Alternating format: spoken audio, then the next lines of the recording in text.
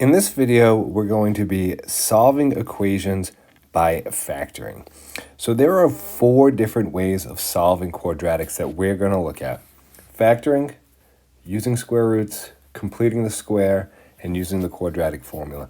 This is the first of those 4 techniques. So let's look at an example. We have 2x squared plus 9x plus 7 equals 3. The first thing that we're going to want to do is to get all the terms on one side of the equation so that the other side of the equation is equal to 0. So the first thing we'll do is subtract 3 on both sides. So the right side is equal to 0. When we subtract 3 on the left side, we want to make sure that we subtract it from the constant term, the like term, which in this case is 7.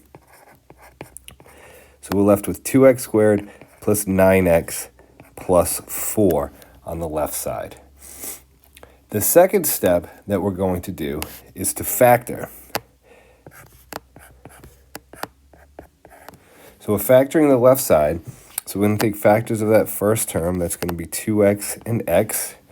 And we're going to take factors of the last term. That's positive 4. And I'm going to use 1 and 4. And then I'm going to check my outers and my inners. So we get 8x, we get 1x. That gives me 9x, so I'm getting that middle term, so I factored this properly. So step 2 is done, factoring. Then step 3, I'm going to use what's called the zero product property. And the zero product property says, let's write that over here, zero product property, which I generally refer to as ZPP. And the zero product property says if we're multiplying 2 things together, they could be 2 numbers, they could be 2 expressions, but if we're multiplying 2 numbers or 2 things together and we're getting a product of 0, then in order for that to be true, either A is equal to 0 or B is equal to 0. Otherwise, we're not going to get a product of 0. So we can see here in this quadratic equation that we're trying to solve, I'm just going to clean this up a little bit, that we have 2 things that were being multiplied together. We have 2x plus 1, that's thing 1. We have x plus 4, thing 2. And we got these parentheses that are belly bumping together right there, indicating that we're multiplying. So we're multiplying 2 things together, and we're getting a product of 0, which means that either thing 1 is equal to 0, or thing 2 is equal to 0. And now, once I use the zero product property, I have 2 different equations that I can easily solve. So I'm going to solve the one on the left first by subtracting 1 on both sides, and then dividing both sides by 2. So I get x is equal to negative a half. And the second part of this, when I go to solve this, I get x is equal to negative 4.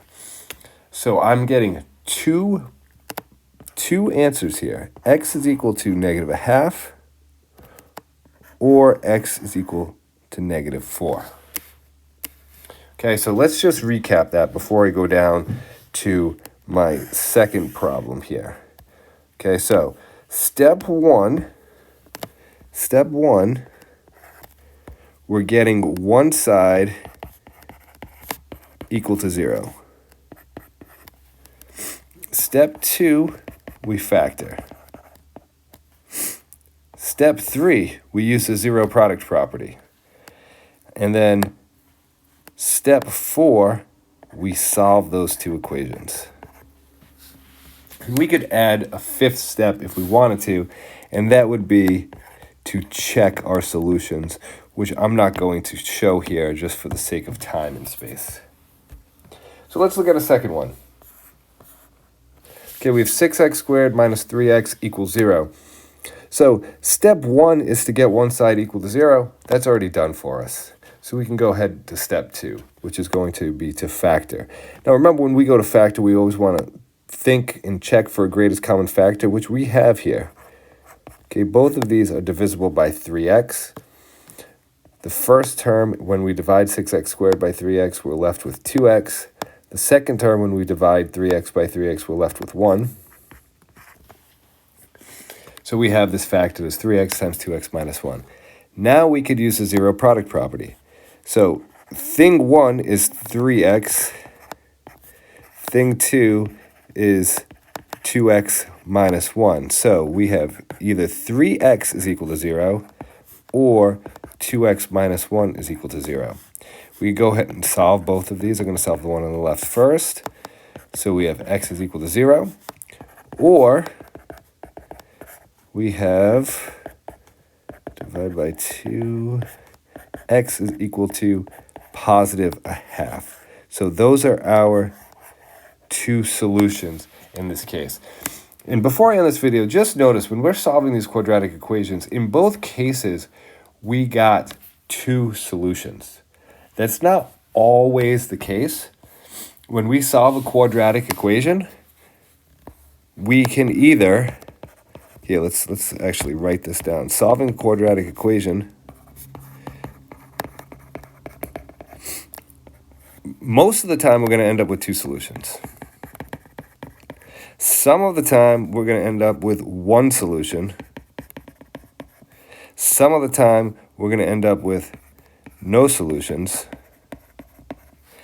We will never have more than two solutions, however. So that's an important note to recognize. And I'm going to stop